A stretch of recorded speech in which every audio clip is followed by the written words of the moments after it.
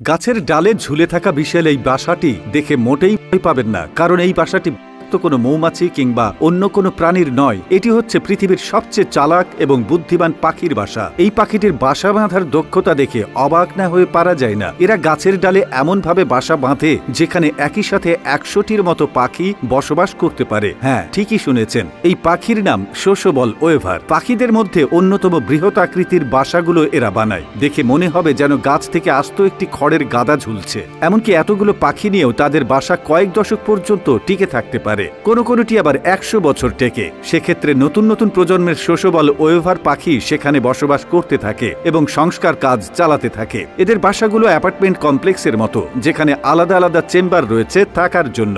কোনো বাসা এতই বড় হয় যে সেগুলোর ওজন ১০০০ কেজি পর্যন্ত হতে পারে, যেখানে অনায়াসে বাস করতে পারে অন্তত ৩০০ পাখি। অথচ এই বাসাগুলোই তারা বানায় গাছের ডালে, শুকনো ঘাস ও অন্যান্য উপাদান দিয়ে। এমনকি বাসাগুলো এমনভাবে বানানো হয় যে এর ভেতরটা গরমের দিনে থাকে শীতল আর রাতে থাকে উষ্ণ।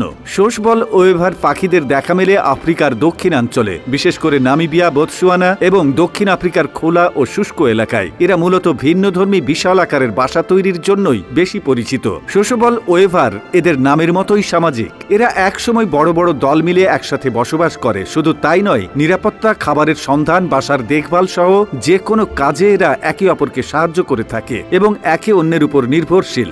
দলবদ্ধ হয়ে চলার কারণে এরা সাপ, ঈগল এবং বাজ পাখির মতো শিকারীর হাত থেকে নিজেদের রক্ষা করতে পারে। দলের একটা অংশ কোনো শিকারীর আগমন ঘটল কিনা সেদিকে নজর রাখে, অন্যদিকে বাকিরা খাবার সংগ্রহ বা অন্যান্য কাজে অংশ নেয়। যখন কোনো শিকারী হানা দিতে এগিয়ে আসতে ধরে, তখনই নজরদারির কাজে থাকা পাখিরা বাকিদের সতর্ক করে দেয়, যার ফলে সবাই মিলে সময় মতো নিরাপদে পালিয়ে যেতে পারে। সমাজবদ্ধ হওয়ার কারণে প্রতিকূল পরিবেশেও এরা একে অপরকে সাহায্য করার মাধ্যমে টিকে থাকতে সক্ষম। সোসবল ওয়েভার পাখিদের বাসায় দুই ধরনের চেম্বার থাকে। বাইরের দিকে চেম্বারগুলো মূলত ঘুমানোর জন্য ব্যবহার করা হয়, সেই সাথে এই চেম্বারগুলো কুলার হিসেবে কাজ করে, তাই এরা সেগুলোকে দিনের বেলায় বেশি ব্যবহার করে। আর ভেতরের দিকের চেম্বারগুলো সাধারণত গরম থাকে, তাই সেগুলো রাতের দিকে ঠান্ডা পড়লে ব্যবহার করা হয়। বাসার এই ভিন্নধর্মী ডিজাইন তাদের বেশ উপকার করে, কেননা এর কারণে শীতল রাতগুলোতে এদের নিজেদের শরীর আলাদাভাবে গরম করে তুলতে হয় না। এদের বাসার চারপাশে অনেকগুলো প্রবেশ পথ থাকে, যেন বাসার অন্য বাসিন্দাদের বিরক্ত না করে সহজেই অন্য পথ দিয়ে বাইরে যাওয়া আসা করা যায়। মজার ব্যাপার হলো, কখনো কখনো অন্য প্রজাতির পাখি যেমন পিগমি, ফ্যালকন, এইসব পাখিরা এদের বাসায় আশ্রয় নেয় এবং সোসবল ওয়েভার পাখিদের সাথে